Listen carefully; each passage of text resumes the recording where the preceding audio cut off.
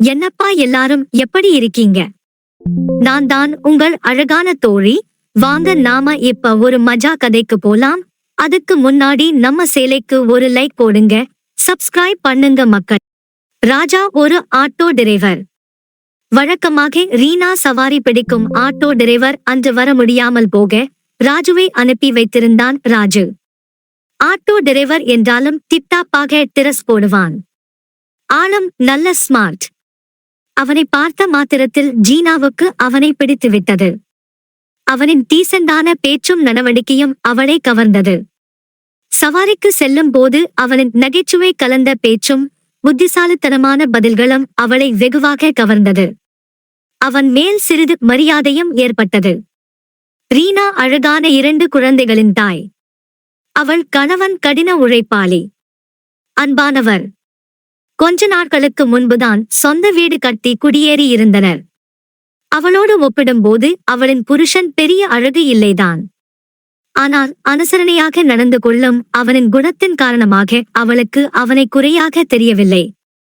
சந்தோஷமாகவே அவர்களின் குடும்ப வாழ்க்கை இருந்தது. ராஜாவுக்கும் நல்ல குடும்பம், குழந்தைகள் என்று சந்தோஷமாகவே வாழ்கிறான். ஆனால் அதெல்லாம் லீனாவை பார்க்கும் வரை. நல்ல நிறம், உயரம், நீண்ட கூந்தல் என்று அவளை பார்த்த கணத்திலேயே அவள் அழகில் கிறங்கிவிட்டான். குடும்பம், குழந்தைகளை நினைத்து உணர்ச்சிகளை வெளிக்காட்டவே இல்லை. சவாரி முடியும் போது அவனிடம் போன் நம்பர் வாங்கிக் கொண்ட ரீனா அதன் பிறகு அவனையே தொடர்ந்து சவாரிக்கு அழைத்தாள். எனவே இருவரும் சந்திக்கும் வாய்ப்பு அதிகரித்தது. இருவரும் சகஜமாக பேசவும் தொடங்கினர். ஒரு நாள் ராஜுவை சவாரிக்கு கூப்பிட்டு இருந்தாள் ரீனா. அது ஒரு தூரச் சவாரி. முழு நாளும் அவளுடன் கழிக்க வாய்ப்பு வந்தது. அவளுடைய தங்கையின் குழந்தைக்கு பெயர் சூட்டு. அவளின் புருஷன் அன்று பார்த்து வெளியூருக்கு சென்று விட்டதால் அவள் தனிமையாக ஷாப்பிங் போக நேர்ந்தது. ராஜுவை பார்த்து என் தங்கை குழந்தைக்கு நகையும் துணியும் எடுக்க வேண்டும். அவள் அன்று வழக்கத்திற்கு மாறாக புது பெண் போல் புடவை கட்டி தங்கரதம் போல் ஜோலித்தாள். மஸ்கரா போட்ட அவள் கண்களை சந்திக்கும் போதெல்லாம் அவனுக்குள் என்னவோ செய்தது. அவள் மல்லிகை பூ வைத்து வாசனை திரவியம் போல் மணந்தாள். ஆட்டோவில் வைத்து அவளுக்கு முத்தம் கொடுத்து தன்னோடு சேர்த்து இருக்க வேண்டும் என்று எழுந்த ஆசையை கஷ்டப்பட்டு அடக்கியபடி ஆட்டோவை ஒட்டிக் கொண்டு இருந்தாள். எல்லாம் இதுக்கு சரிப்பட்டு வரமாட்டார். என்னாச்சுங்க? வரமாட்டனுட்டாரா? வந்தா சீக்கிரம் கிளம்பு. கிளம்பும் பாரு. பொறுமையா ஷாப்பிங் பண்ண விட மாட்டாரு. இப்ப நான் தனியா ஆட்டோவில் வரது உங்களுக்கு கஷ்டமா இருக்கா? இதில் என்ன கஷ்டம் எனக்கு? அதுவும் உங்க கூட வந்தா கசக்குமா என்ன? ஓகோ, இது வேறையா? என்னை சைட் அடிக்காம ரோட்டை பார்த்து வண்டியே ஓட்டுங்க. இவ்ளோ அழகா இருந்தா யாருக்குத்தான் சைட் அடிக்க தோணாது? போதும் போதும், ஓவரா வழியுது. தொடச்சிக்கிட்டு வண்டியே ஓட்டுங்க. உத்தரவு மேடம். அவன் பாவனையே சொன்னதுக்கு அவள் கழுக்கென்று சிரித்தாள். அந்த சிரிப்பே அவனுக்கு இன்பமூட்டுவதாக இருந்தது. நீங்க தான் என் கூட எல்லா கடைக்கும் ஏறி இறங்கணும். உங்க டேஸ்ட் எப்படின்னு பார்ப்போம். உங்களுக்கு பிடிச்சிருந்தா தான் நகையும் ட்ரெஸ்ஸும் எடுப்பேன் என்று உரிமையுடன் கூறினாள். ராஜனுக்கு முகம் மலர்ந்தது. அதுவரை பட்டம்படாமல் பேசுபவென்று மிகவும் நெருக்கமாக பேசியது அவனுக்கு பிடித்திருந்தது. ஒருவேளை இவளுக்கும் என் மீது ஒரு இது இருக்குமோ? மனதிற்குள் நினைத்துக் கொண்டான் ராஜு. முதலில் நகரின் பிரபல நகைக்கடைக்கு ஆட்டோவை விடச் பலவிதமான டிசைன்களை பார்க்க ராஜு ஒரு குறிப்பிட்ட டிசைனை தேர்வு செய்து அவளிடம் காட்டினான். இது உங்களுக்கு ரொம்ப நல்லா இருக்குங்க, நகை எனக்கில்லை. அவள் அவனிடம் கிசுகிசுத்தாள். உங்க ஹஸ்பண்ட் சொல்ற நகை டிசைன் சூப்பரா இருக்கு மேம் என்றாள் அங்கிருந்த அழகான சேல்ஸ் கேரு. லீனா வெட்கத்தில் முகம் சிவந்தாள். அவனே தன் புருஷன் என்று அந்த சேல்ஸ் கேர் நினைத்து பேசியதை அவள் உள்ளூர ரசிக்கவும் செய்தாள்.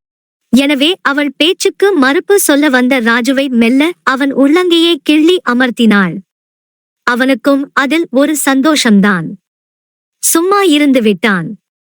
அவன் சொன்ன டிசைனை ரீனா ஓகே செய்தாள். ராஜுவுக்கு டபுள் சந்தோஷம். நகைக்கடை விட்டு வெளியே வரபோது நேரம் மதியம் நெருங்கிக் இருந்தது. மீனா அவனிடம் நல்ல ஓட்டலா பார்த்து வண்டியை விடுங்க, போய் சாப்பிடலாம். இருவரும் சாப்பிட்டுக் கொண்டிருக்கும் போது பேச்சு குடும்ப வாழ்க்கை பற்றி தாவியது. அவள் அவனுடைய மனைவி குழந்தைகள் பற்றி விசாரிக்க, அவனும் அவளுடைய கணவன் குழந்தைகள் பற்றி பேச்சு கொடுக்க ஆரம்பித்தான். இருவருக்கும் இடையே நட்பு கூடிக்கொண்டே போனது. ரீனா, நாம 2 பேரும் நல்ல ஃப்ரெண்ட் சாய மாட்டோம். கொஞ்சம் ஃப்ரீயா பேசினா தப்பா எடுத்துக்க மாட்டேன். அவள் எதைச் சொல்ல வருகிறாள் என்று புரியாமல் கொஞ்ச நேரம் திருதிருவென்று விழித்தான் ராஜு. அவனுடைய குழப்பத்தை உள்ளூர ரசித்துக் கொண்டு அவளே தொடர்ந்து பேசினாள். உங்க வைஃப் எப்படி? உங்களை நல்லா கவனிக்கிறார்களா? அவன் அவளை கொஞ்ச நேரம் உற்று பார்த்துவிட்டு, முன்ன மாதிரி இல்லிங்க, குழந்தைகளை கவனிக்கவே அவளுக்கு நேரம் எல்லா வீட்டிலேயும் ஒன்னு போல தான் போல. எங்க வீட்ல என் புருஷன் இப்போ என்ன கண்டுகொள்வது இல்லை. You mean sex life. இப்பவாவது புரிஞ்சதா? உங்க மரமண்டைக்கு சீரியஸா தான் பேசுறீங்களா? எவ்வளவு அழகா இருக்கீங்க, எப்படி விட்டு வைக்க அவருக்கு மனசு வருது? எனக்கு உங்கள மாதிரி ஒருத்தி கிடைச்சிருந்தா இதுதான் லைஃப். கடவுளுடைய விளையாட்டு. மாத்தி மாத்தி ஜோடிய மேட்ச் பண்ணி விடுறா. உண்மைதான். அதனாலதான் நாட்டுல கள்ளக்காதல் பெருகிடுச்சு. அது என்ன கள்ளக்காதல்? எல்லாமே நல்ல காதல்தான். என்னங்க இவ்ளோ ஃப்ரீயா பேசுறீங்க? உங்க கிட்ட தானே பேசுகிறேன். தப்பா எடுத்துட்டீங்களா? இல்லீங்க, உங்களோட பெஸ்ட் ஃப்ரெண்டா நினைச்சு சொல்றீங்க. நான் தப்பா எடுப்பேனா? இன்னைக்கு உங்களை சவாரிக்கு கூப்பிட்டதே உங்ககிட்ட என் மனசில் இருப்பதை ஷேர் பண்ணதான். தேங்க்ஸ்ங்க. உங்க மனசுல எனக்கு இடம் கொடுத்ததுக்கு என்னவோ தெரியல. பார்த்த முதல் நாள் இருந்து உங்க மேல எனக்கு ஒரு கிரஷ் வந்துடுச்சு. எனக்கும் உங்களை ரொம்ப பிடிக்கும். இப்போ யூ டோன்ட் மைண்ட். நாம 2 பேரும் கள்ளக்காதல் பண்ணலாமா? அடி செருப்பால.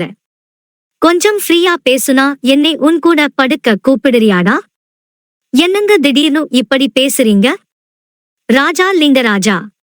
அதிர்ச்சியுடன் அவளை பார்க்க, நான் தான் அப்பவே சொன்னேன்ல, இவன் மொழியே சரியில்லைன்னு. நீதான் நல்லவன்னு சொன்ன.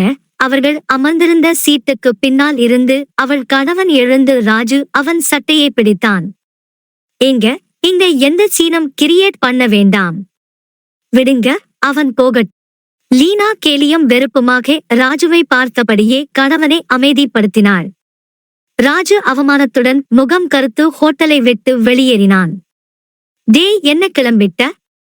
சாப்பாட்டுக்கு யாரு காசு கொடுப்பா என ரீனா ராஜுவை சீண்ட, மேஜையின் மேல் உணவுக்கான 500 ரூபாய் தாளை வைத்து விட்டு சென்றே விட்டான் ராஜு.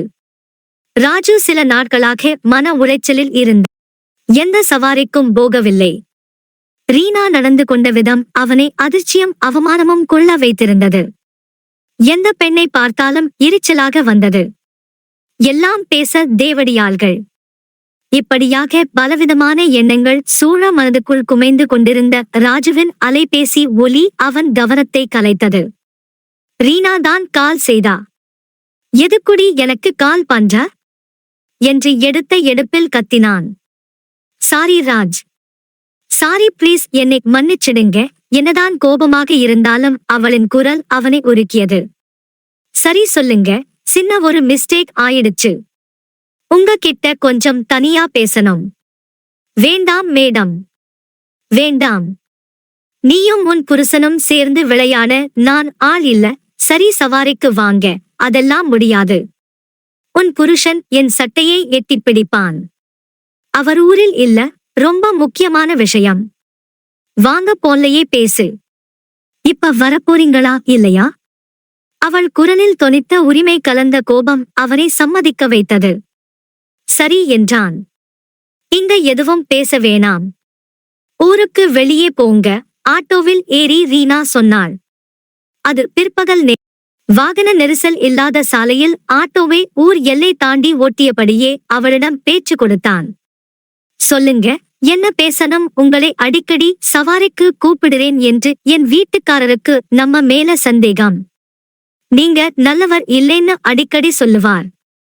நான் இல்ல, நல்ல ஆளுதான் என்று சொல்லுவேன். அதுக்கு நீ அவன்கிட்ட கொஞ்சம் ஃப்ரீயா பேசு. அவன் சுயரூபம் உனக்கு தெரியும் அப்படின்னாரு. அதான் அன்னைக்கு அப்படி நடந்துகிட்டேன். நீங்களும் அவர் நினைச்ச மாதிரியே நடந்துகிட்டீங்க. நீங்க ஃப்ரீயா பேச சொன்னீங்க, பேசிட்டேன். சரி, நான் தப்பானவன்னு தெரிஞ்சுடீங்கள்ல, இப்ப எதுக்கு என்கிட்ட சாரி சொல்லுறீங்க? என் புருஷனுக்கு என் மேல இருக்கிற சந்தேகத்தை கிளியர் பண்ணிட்டா என் மேல இனி சந்தேகம் வராதுல்ல, அதுக்கு நான் பலிகடா. சரிங்க, அதான் மன்னிப்பு கேட்க வந்தேன். சரிங்க, இனிமேல் என்னை சவாரிக்கு கூப்பிடாதீங்க. அப்படின்னா உங்க சவால் எப்படி நிறைவேறும்? என்ன சவால்? என் புருஷன்கிட்ட என்னை ஒரு நாள் போடாம விடமாட்டேன்னு சொன்னங்களாமே. ஓ, அதுவா? அத ஒரு கோபத்தில் சொல்லிட்டேன். சாரி.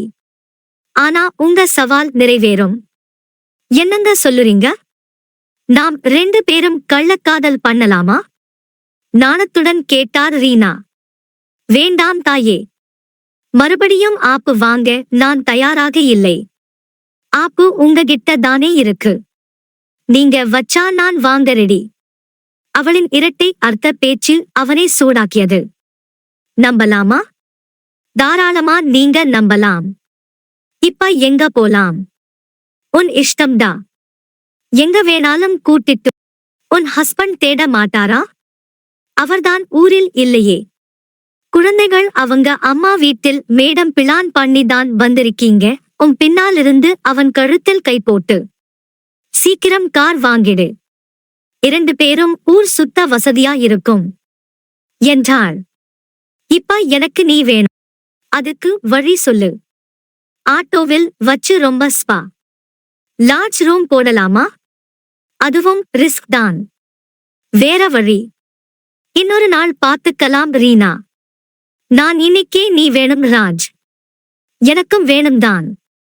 ரீனா, கூட்டம் இல்லாத தியேட்டரில் படம் பார்க்க போலாமா? வேண்டாம். பேசாம ரூம் ஓப்பன்டுங்க. எனக்கு ஃபுல் மீல்ஸ் வேணும். ஓகே கண்மணி என்று ரூம் புக் செய்தான் ராஜ். சற்று உயர்தர லாட்ஜ் அது. அறைக்குள் சென்றதும் அவர்களின் பொறுமையை இழந்து ஆவேசமாக விளையாடினார்கள்.